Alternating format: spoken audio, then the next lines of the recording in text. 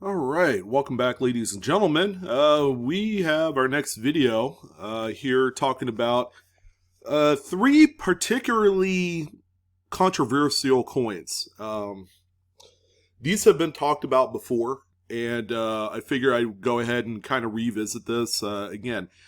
Again, I've talked about a few of these, and if it wasn't for the fact that three examples from the Fred Weinberg collection did sell here a few weeks ago, I probably wouldn't revisit this. But seeing as how that there were three sales, and they're quite notable in the sense that they didn't sell for a few bucks. A couple of them sold for $216. Another one, of course, the big dog, sold for over $1,000. We're gonna get into that here in a second.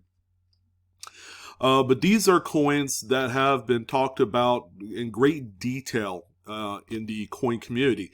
Whether or not they're legitimate errors in the community remains to be seen. I think because that these are continuously being brought to the conversation, that they have some sort of validity to them. However, are we looking at putting hot sauce on the taco? Or is it going to be just good old regular mild sauce on the taco? We're going to kind of talk about that. And these are real coins that you could find in circulation today. And I'm happy to say that every single one of them are Denver minted examples. However, I've come to find out after doing a little research, it's not entirely isolated to Denver minted coins. There is also, sorry, I can't even talk today. There is also a San Francisco coin that kind of would be in this group or this conversation. So we're going to look at that as well. So $216 for the 1971D Jefferson nickel misplaced Mintmark. There is also 73D, also sold for that same amount of money. And of course the 1975D, which is the one that was well known because Q. David Bowers, who is a renowned researcher and numismatist, God rest his soul, he's retired. He's not gone. He's just gone from the hobby for now. He's officially retired from numismatics. But he had put out this bounty. I would say it was probably like 12, 15 years ago, for a mint state version of the 75D misplaced Mintmark at $1,000. So that was, at the time, a really significant kind of news story that really kind of set the cherry-picking juices on fire for a lot of people that, gave a care. But just to kind of recap exactly what we have going on here, here's a 71D. This one sold for $216. This one graded NGC AU 50. So it's not as if it's some high-grade mint state condition coin. No, this thing definitely came out of circulation, as you can see here. Now, take a look at the mint mark. It is set a lot lower than where the traditional placement is. However, I'm a firm believer that where the mint mark is placed in this general vicinity on the coin, there's of course a blank spot there between Jefferson's ponytail and the date. It's kind of like fair game, all right, and it's what I feel is kind of within tolerances for it. However, if there is truly genuinely a market for these, maybe it's something you guys need to just keep an eye out for, because if you could sell them for 30, 40, 50 bucks, then I think we might have something here. And then, we could throw a little hot sauce on the old taco. But 71D, of course, a notable one. It wasn't for a while, up until probably about, 8 years ago, somewhere around there, when people are beginning to notice other Jefferson nickels with the misplaced mint mark. In their humble opinion, of course, it's misplaced. Here's the 73D. A much better looking coin. This one actually is an NGC AU 55. This one right here shows a much lower placed Denver mint mark. right close to the rim, that crux there of the rim, and where Jefferson's ponytail meet. So yeah, this one's pretty far south, compared to where the general positioning is of the mint mark. But as you can see, this one much better shape, actually showing a little bit of mint luster on this. This one also did sell for $216. Now keep in mind, the grade disparity from the 71D to this one is 5 grade points. So does that necessarily mean the 71D is more rarer than the 73? Not necessarily. I think it's just circumstantial that both coins sold for the same amount of money, probably purchased by the same collector that bought one. They also bought the other. But there you go. Those are kind of like the two that a lot of people have always questioned whether or not it's a genuine, misplaced, or legitimate, by the true, I guess, terminology or the definition of what misplaced Mintmark is. These certainly have a little bit of skin in the game for variety. I don't know if it's probably considered more of a variety because it shows up in multiple coins and it's not a one-time event. And then finally, this one right here, you can make the case that this one is more misplaced than the previous two coins. This one is not set lower. It's actually between the little hair tie on Jefferson's ponytail and the 5 in the date. So it's actually a lot higher than where the normal placement is for this type of variety. Now, each of the 3 misplaced mint marks are, as of right now, this taping, are not recognized in the Cherry Picker's Guide variety. However, I think the 75D that you see here will be one that we will maybe see in the future. Now, based off of the just the slow kind of prep time and getting the next edition of the Cherry Picker's Guide to market, I would say we're a long ways away before we see the next volume of or next edition of Volume 1, where it covers Lincoln cents and nickels.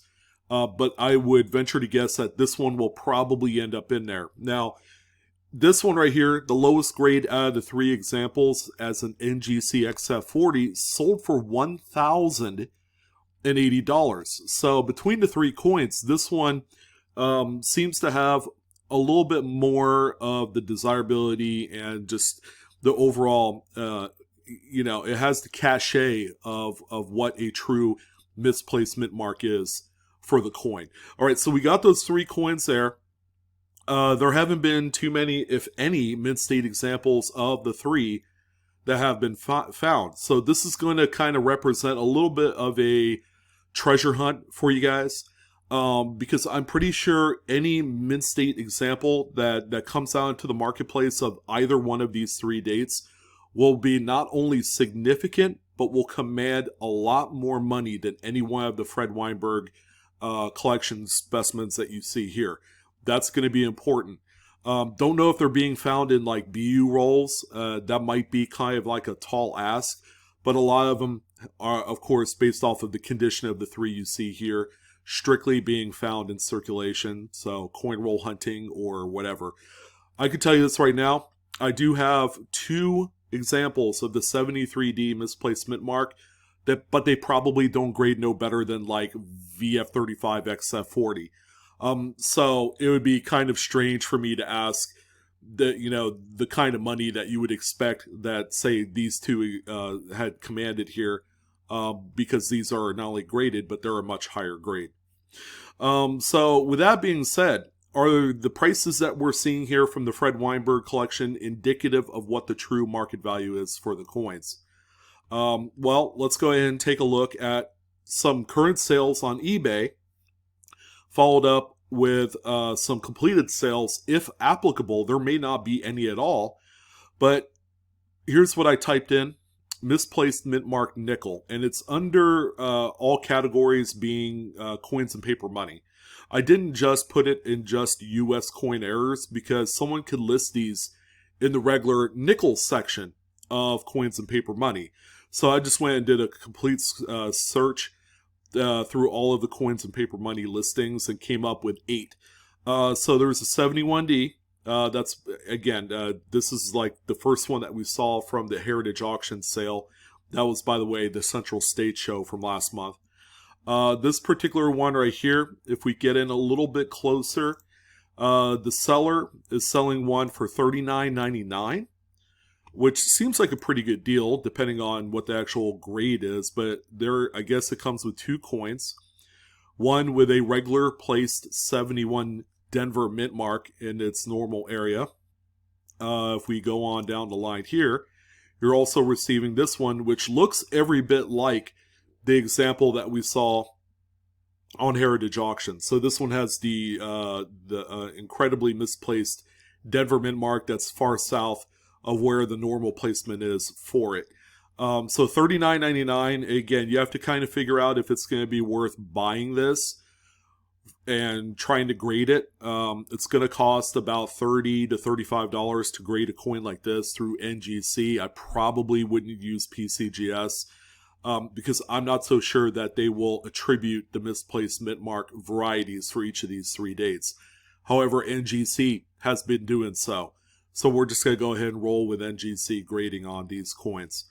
So $39.99, and then you add in another $35 and then another $10 for shipping, and then, you know, that's where you're going to be at.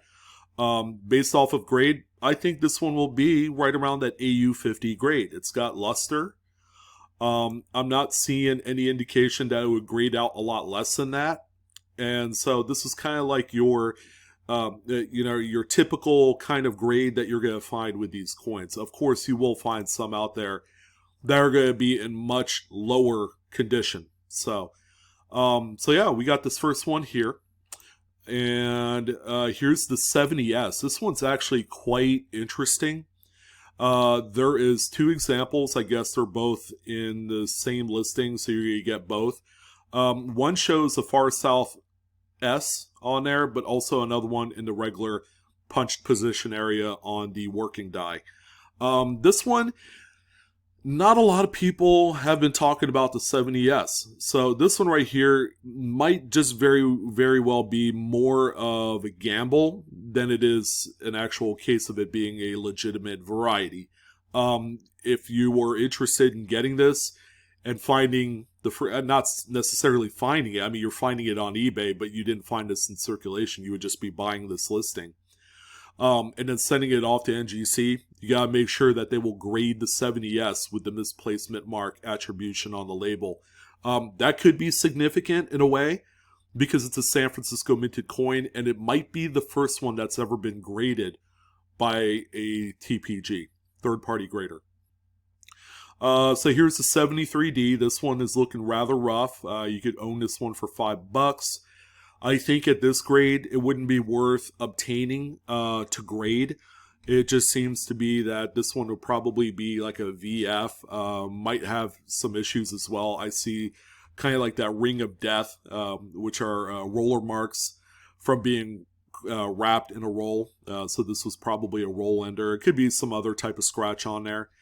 So that's $5, but that is a legitimate 73D misplaced Mintmark. Here's another one right here. This one's $5.88. Again, note the condition. Probably not worth it. Here's a neat one. This is a 70D. All right, this is the first 70D that we've encountered with the misplaced Mintmark. This one, as of right now, is at $8 with no bids, and that's with shipping. You know, $5 for shipping just seems kind of out of whack for this one, but there you go. So that one's interesting. First one that I've seen with a low-placed Denver Mintmark. So notate that one. The crop job for the images is kind of bad. It's not damage. It's just whoever is selling it used some sort of cropping tool, I guess, on their phone or some app, and it doesn't do a very good job because it'll crop like shadows and stuff too. Here's a 71D. Probably grading no more than like an XF40 for that one. So that one's available for $20. Seems reasonable. The next one that I like is going to be the 73D. Also being sold by the other person that has the 71D misplaced Mintmark as well. This is this listing right here. So you are going to receive 2 coins, a regular and a misplaced version. But there you go. That's the Misplaced Denver. This one doesn't look quite as low as some of the other ones I've seen. The coin is actually in nice shape. Now, would I go out on a limb and say that this one's probably our first mint state example? God, it's going to be really close. It might even be like AU 58, maybe mint state 61. But this might also be one of the higher graded specimens of the 73D that we've seen. So whoever is interested out there that wants to pick this up for $50, send it to NGC. I think you're going to be okay in a sense that, you know, you're going to end up spending about in total $90 for the coin, for any applicable taxes, the grading submission fees, and shipping it. All right, and probably return shipping. You're going to be kind of like a total package, right around $90 to $95. If the Fred Weinberg example sold for $216, you might be around $300 on this coin. Now you're probably asking yourself, well, Blue, why aren't you buying it? I am trying to give you guys kind of like a bone. I'm throwing you guys a bone. So whoever is interested and is willing to take that chance, because you know that the NGC will attribute the Misplaced Mintmark, certainly go for it. And then, you know, I would love to hear this story to see if that's the case. But this example looks a lot better than the Weinberg 73D. The only thing is, do you have the massive cojones to buy this? And I tell you what, if this coin is still here by next Friday, I will buy it myself and send it, and then see where we're at on it. And then, you know, we'll do something fun. Maybe I'll do a little giveaway from this submission. Maybe I'll do like $100 gift card or something if it reaches that level. But, you know, it's something to kind of try out. Take a flyer. But yeah, this one right here at $50, I think is a rather safe purchase from the standpoint that this one is indeed a misplaced low mint mark. All right, do we have anything else here? 69S, not really too misplaced. It's not bad, but $105 for something that's really not there. And then a 68D. I don't think I looked at this one. Yeah, it's not super low. I mean, you know, the ones that I've seen have the Denver mint mark that's way down into the crux, almost to the area of which that engraving line of the ponytail hits the rim area, and that's where the Denver mint mark is. This one right here, I don't think is low enough to qualify as a misplaced mint mark. However, it's 68D, so there might be another example floating around out there with a much lower mint mark. So that one's a little bit interesting, but 175 is way too rich for something that's kind of borderline. All right, so that's the misplaced Mintmark nickels. This is a very interesting topic, and this will continue to live on with some sort of you know, kind of like conversation about it, you know, and until the first mint state graded coin of the 75D, especially the 75D, because that's the one that has a lot at stake of being very expensive if we're able to see like a mint state 64 or 65. We're going to check out completed listings as well. So there's a few here. 73D low mint mark for $550. I think that's reasonable. Here's another 73 at $2 and a 71D at $2 as well. So there's a few out there that did sell. Not too many, and they're quite cheap. So the 71D and the 73D might just be the mild sauce on the proverbial taco of love. No, I'm just kidding. Yeah, this one right here, I don't know. There's like this coin right here is in phenomenal shape. All right, this one I can honestly say could be an AU 58 mint state 61, much like the previous example. So, or the previous was the 73D. This one right here. which looks pretty good. That one looks pretty good. It doesn't appear to be cleaned or messed with.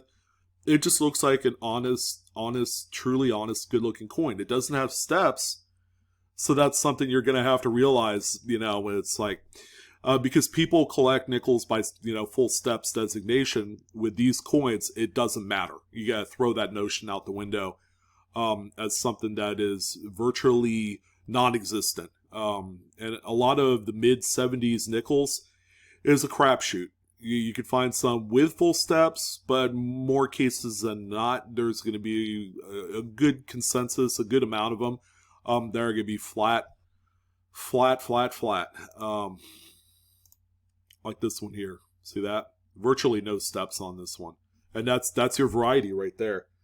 So that's what I wanted to talk about. Another good one to be on the lookout for. If you're lucky enough to find a mint state example of any one of the 3 coins you see here, I'd say you're going to be on easy street, and you might even get your name into the record books because right now there's been nothing but circulated examples of each of these 3 misplaced Mintmarks that have been discovered. So it would be a huge feather in a cap to find one that would grade out like mint state 63 and up. 61, 62 won't be that bad, but it has to hit like 63, 64, like truly like out of a roll kind of fresh coin, with the best strike you could expect for any one of these. And then I think that's where a lot of the